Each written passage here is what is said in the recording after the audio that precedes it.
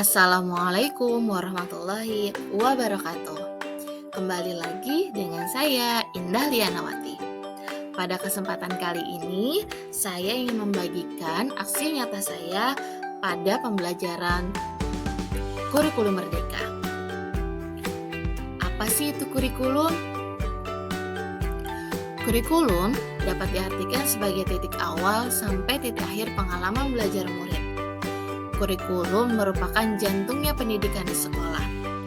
Kurikulum adalah pedoman penyelenggara kegiatan pembelajaran untuk mencapai tujuan pendidikan tertentu. Jadi, kurikulum itu sangat penting dalam pendidikan.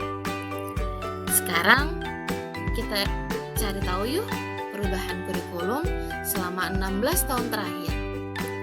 Yang pertama, 2024 kita menggunakan kurikulum KBK. Lalu, kurikulum KTSP, kurikulum 2013, kurikulum 2013 revisi, dan sampai pada saat ini kita mulai di kurikulum merdeka. Mengapa sih kurikulum perlu berubah?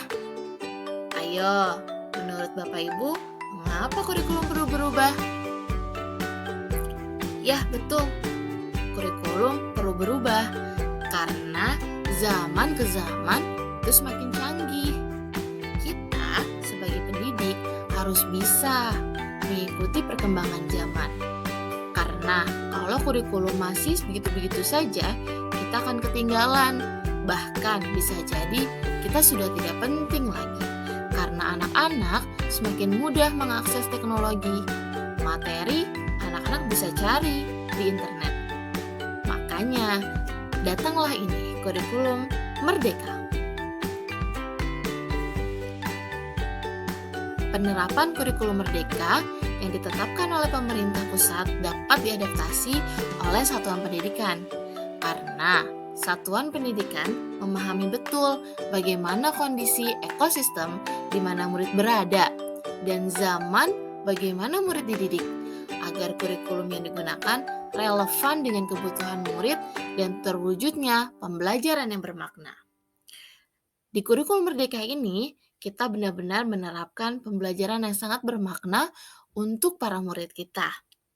Bagaimana para anak-anak yang ada di pantai bisa memaksimalkan kebutuhan SDM yang ada di pantai untuk sebagai pembelajaran. Begitu pula dengan anak-anak yang ada di pegunungan.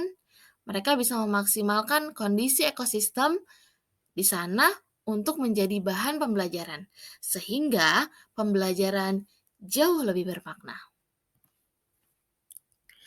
Ada 4 komponen dalam kurikulum, yaitu ada tujuan, ada konten, ada metode atau cara, dan yang terakhir adalah evaluasi. Untuk karakteristik kurikulum merdeka, yang pertama itu adalah tujuan pendidikan. Yang kedua adalah profil pelajar Pancasila. Yang ketiga, struktur kurikulum. Yang keempat, prinsip pembelajaran dan asesmen. Lalu, karakteristik kurikulum merdeka adalah capaian pembelajaran.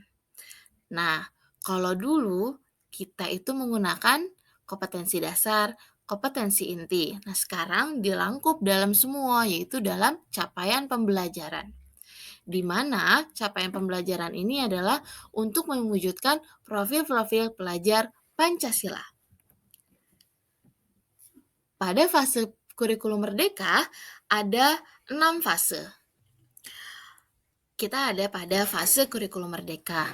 Fase A yaitu usia mental kurang lebih dari 7 tahun, biasanya di kelas 1 dan 2. Untuk fase B itu usia mentalnya kurang lebih 8 tahun ke atas, usia kelas 3 dan 4. Lalu di fase C itu di kelas 5 dan 6.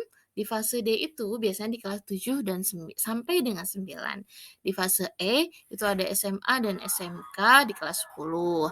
Itu di fase F yaitu adalah fase F yaitu untuk usia 17 tahun ke atas, biasanya di kelas 11 dan di kelas 12. Oke teman-teman, mungkin segitu saja yang bisa saya sampaikan mengenai kurikulum Merdeka. Teman-teman bisa mempelajari kurikulum Merdeka di platform Merdeka Mengajar.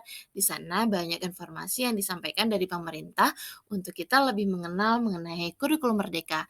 Sampai jumpa di aksi nyata berikutnya. Wassalamualaikum warahmatullahi wabarakatuh.